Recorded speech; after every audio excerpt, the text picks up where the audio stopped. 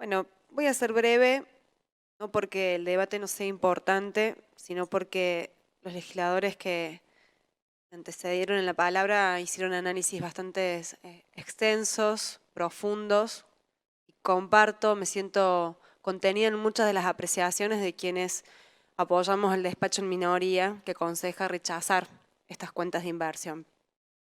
Sin dudas, este debate es muy importante porque si el presupuesto expresa el plan de gobierno, la ejecución presupuestaria expresa efectivamente lo que ese gobierno es. Entonces, tengo que decir en primera medida que estuvimos en contra del presupuesto cuando se aprobó en su momento, por considerarlo un dibujo y porque profundizaba un claro rumbo de beneficio a los sectores concentrados de la economía de la provincia y también a los bonistas y especuladores extranjeros, en detrimento obviamente de los sectores populares y de las áreas sensibles como salud, educación, vivienda, trabajo, género. Pero tengo que decir que aun cuando ya el presupuesto era muy malo, siempre logran superarse en la ejecución, llevando esta lógica al extremo. Antes de detenerme específicamente en el análisis, quiero cuestionar, como ya lo hicieron también otros legisladores, la forma en la que se presentan estas cuentas de inversión, porque la complejidad y dificultad que existe para detectar qué se hizo efectivamente con la plata de todos los cordobeses y cordobesas no es la consecuencia de un material con deficiencias comunicacionales, sino de la intención principal de quienes elaboran esto, y es que efectivamente no se entienda qué se hizo con la plata. Y esto se vuelve absolutamente evidente cuando además no vino ningún funcionario del Ministerio de Finanzas a explicar nada, ni a sacar ninguna duda, demostrando que esto es para ustedes incluso menos que una formalidad. Es imposible analizar este resultado financiero sin ponernos en contexto. Respecto de eso, la cuenta de inversión muestra cómo el crecimiento económico del 2021 fue aprovechado para rectificar el presupuesto. Pero eso es una falacia. Lo que hicieron es implementar un ajuste aún mayor que el que habían diseñado en el proyecto presupuestario. Miren, bueno, lo dijo el miembro informante sobre las variables macroeconómicas que se ubicaron por encima de lo esperado, que fueron 3. El crecimiento del PBI, que se proyectaba en 5,5 y terminó siendo del 10. La inflación, que se proyectaba en 29% y terminó siendo del 51%. Y el tipo de cambio, que también se ubicó por encima de lo proyectado. Es decir, de las 3 variables macroeconómicas más importantes a tener en cuenta, no le pegaron a ninguna. Y por lejos. Pero eso no es un error, es un modus operandi. Porque usan una inflación baja para ajustar partidas, luego cuando esta inflación es alta no rectifican las partidas en ese mismo monto y por ende aplican un recorte indirecto. Pero los impuestos sí aumentan a ese ritmo, pues la mayor recaudación se da por impuestos a los consumos, entonces la recaudación aumenta sin aumentar en esa medida el gasto. También otros legisladores hicieron referencia a esto. Si a esto le sumamos que las actividades económicas que crecieron por encima de lo planeado no tributan en esa magnitud y se siguen llenando los bolsillos, como es el caso del campo, que ahora encima tienen un dólar especial. Bueno, la ecuación surge evidente. Se ahorra porque se les saca a los de abajo para llenar los bolsillos de los de arriba. Y aunque luego con lo que se ingresa de más se hagan algunas rectificaciones, lo cierto es que no cubren ni mínimamente lo que se recortó al establecer los presupuestos. Un caso paradigmático es el de la salud. Cuando discutimos el presupuesto denunciamos el recorte que, por ejemplo, había un brutal recorte en el fondo COVID que no se justificaba porque era evidente que la pandemia no iba a desaparecer de un día para el otro. Sin embargo, recortaron el 60% de ese fondo.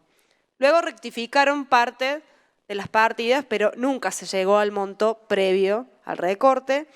Y además siguen siendo partidas coyunturales, por lo que no implica no implica un fortalecimiento real del sistema de salud, porque justamente son fondos que se utilizan para seguir sosteniendo la precarización con becas, monotributos, contratos basura, y para no invertir realmente. Otro punto nodal de estas cuentas de inversión son las subejecuciones.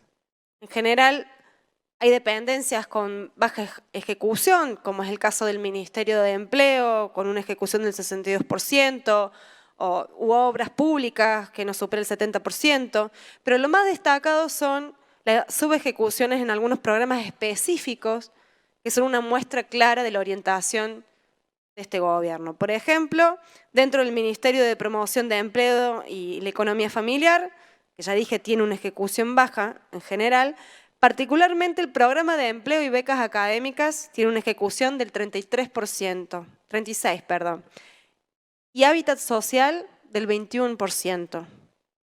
No van a poder objetar que hay pleno empleo en Córdoba, ni que las necesidades habitacionales de la población están garantizadas.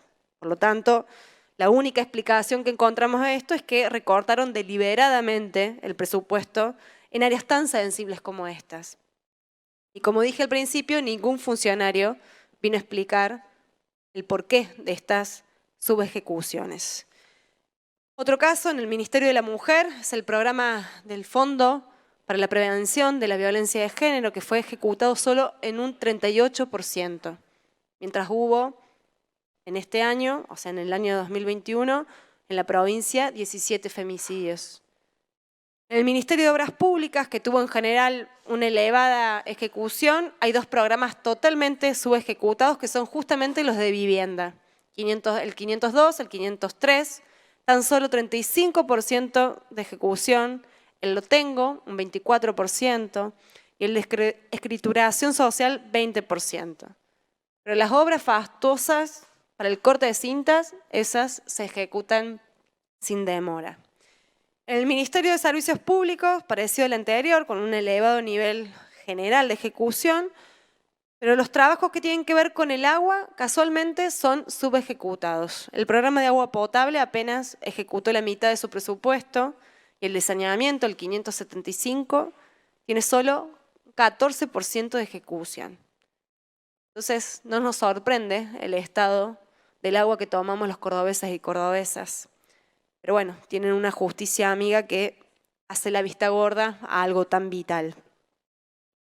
Pero el caso emblemático que se lleva todos los premios de subejecución y diría por lo menos por 15 años de manera ininterrumpida es el programa de infraestructura escolar. Nuevamente subejecutado en más de un 80%, es decir, no se llegó a ejecutar ni el 20%, cuando todas las escuelas se caen a pedazos, como el caso de la Escuela Roma, nombro esta porque justo me hablaron hoy, con problemas serios en electricidad, en gas, pero como esa escuela, cientos. Sin embargo, esto se repite año tras año. Y eso sí, la partida para las escuelas privadas se ejecutó al 100%, más de 22.000 millones de pesos que hubieran venido bárbaro en las aulas de las escuelas públicas. Y hay casos incluso de programas que directamente no se ejecutaron, figuran con 0 pesos y no se hace ninguna mención a ese hecho. Por ejemplo, el programa del Ministerio de Industria para el control de la calidad de los alimentos o el programa de la Secretaría de Ambiente para la gestión de residuos sólidos urbanos.